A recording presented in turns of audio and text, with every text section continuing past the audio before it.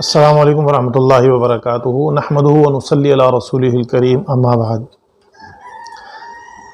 الحمدللہ بحیثیت مسلم ہم سب کا یہ عقیدہ ہے، ہمارا یہ نظریہ ہے کہ اللہ تعالیٰ نے جو ہم پر فرائض عائد کیے ہیں ان کی ادائیگی کے بعد ہی ہماری دنیا آخرت میں نجات ممکن ہے، اللہ کی رضا کا حصول ممکن ہے، اور اللہ تعالیٰ جہنم سے بچائے گا اور جنت میں داخل فرمائے گا۔ سوال یہ ہے کہ ان فرائض پر ہم کس طرح زیادہ سے زیادہ پابندی کر سکتے ہیں۔ اس کے لیے علماء نے ایک بہت اچھا آسان طریقہ بتایا ہے کہ جب ہم سنت اعمال کی پابندی کریں گے تو ہمارے فرائض محفوظ رہیں گے اور ہم فرائض کی پابندی کر سکیں گے۔ اور سنتوں کی پابندی کرنے کا طریقہ یہ ہے کہ ہم آداب کی پابندی کریں۔ اگر ہم آداب ضائع کر دیں گے تو سنتیں ہم سے ضائع ہوں گی، اور سنتیں ضائع کر دیں گے تو فرائض کی ہم سے پابندی نہیں ہو سکے گی۔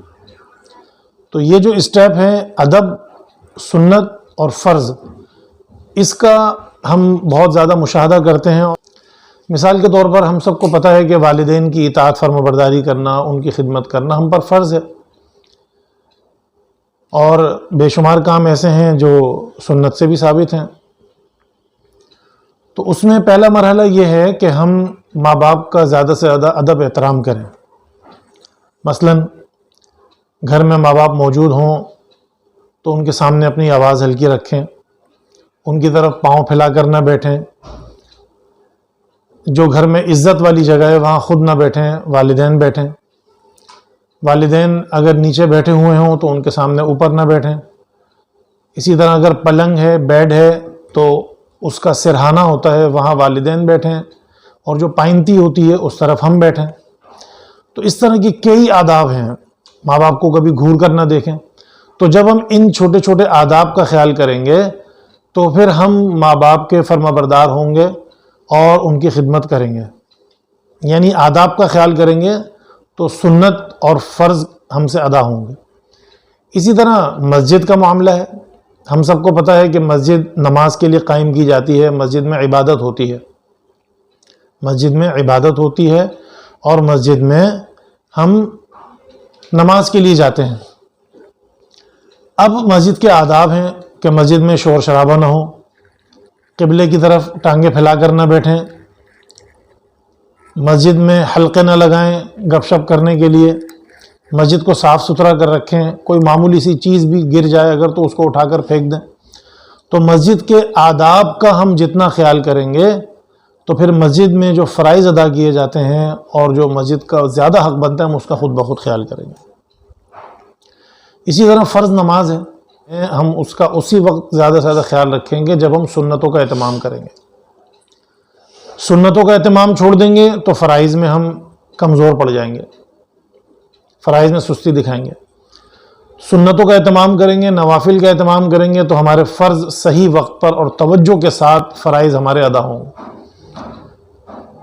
فرض نماز سے پہلے جو سنتیں پڑھی جاتی ہیں ان کے لیے علماء لکھتے ہیں کہ ان سنتوں کو ادا کرنے سے فرائض میں خشوع و خضوع بڑھ جاتا ہے۔ فرائض کے بعد جو سنتیں ادا کی جاتی ہیں علماء لکھتے ہیں کہ قیامت کے دن اگر فرائض میں کمی کوتاہی ہوگی تو وہ ان سنتوں سے پوری کی جائے گی۔ یہ تو نماز کا معاملہ ہوا۔ اسی طرح ہم اپنے ملک کی بات کرتے ہیں، اپنے وطن کی، پاکستان کی بات کرتے ہیں، تو ہم سب یہ سمجھتے ہیں کہ اس ملک کی حفاظت کرنا، اس ملک کے چپے چپے کا دھیان رکھنا، یہ ہمارے لیے لازم ہے اور ضروری ہے۔ تو اسی طرح جب ہم آداب کا خیال رکھیں گے، مثلا ملک پاکستان ایک نام ہے، اس نام کو نہ بگاڑیں۔ جو ہمارے اچھے حکمران ہیں ان کی غیبت نہ کریں، ان پر غلط تنقید نہ کریں۔ ہمارے ملک سے جو جو چیزیں منسوب ہیں، قومی ترانہ ہے، جھنڈے ہیں، جھنڈیاں ہیں، ان سب کا احترام کریں، ان کے آداب کا خیال رکھیں گے تو پھر ہم اس فریضے کو ادا کریں گے کہ ہم اپنے ملک کی حفاظت کر سکیں اور اپنے ملک کے لیے جان بھی قربان کر سکیں، اپنے نظریہ اسلام کے لیے جان قربان کر سکیں۔ تو میں اصل میں یہ سمجھانا چاہ رہا ہوں اور یہ بتانا چاہ رہا ہوں کہ ہمیں یہ بات سمجھ میں آ جائے کہ جب ہم آداب کا خیال رکھیں گے تو پھر سنتیں بھی ہم سے ادا ہوں گی، سنت اعمال کا بھی خیال کریں گے اور فرائض بھی بھرپور طریقے سے ادا کریں گے۔ لیکن آج ہمارا یہ حال ہو گیا ہے کہ کسی سنت کی طرف بلایا جائے تو لوگ کہتے ہیں کیا ہوا، سنت ہی تو ہے، اگر نہیں ادا کریں گے تو کیا ہوا، سنت عمل ہے، سنت کام ہے، چھوڑ بھی سکتے ہیں۔ تو ہم نے سنت کو اس طرح سے بالکل معمولی سمجھ لیا ہے، ڈی گریڈ کر دیا ہے، جبکہ ہمیں چاہیے کہ ہم آداب زندگی کا خیال کریں تو پھر ہم سنت رسول کا بھی خیال کریں گے اور ہمارے فرائض بھی صحیح طریقے سے ادا ہوں گے۔ تو اگر ہم چاہتے ہیں کہ ہمارے فرائض صحیح طریقے سے ادا ہوں تو سنتوں کا خیال رکھیں، سنتوں کو صحیح طریقے سے ادا کرنا چاہتے ہیں تو ہمیں آداب زندگی کا خیال کرنا ہے۔ آداب ضائع کریں گے تو سنتیں ضائع ہوں گی، سنتیں ضائع ہوں گی تو فرائض بھی ضائع ہوں گے۔ اس ترتیب کو ہم قائم رکھیں اور اپنے بچوں کو بھی بتائیں تو انشاءاللہ تعالی ضرور فائدہ ہوگا۔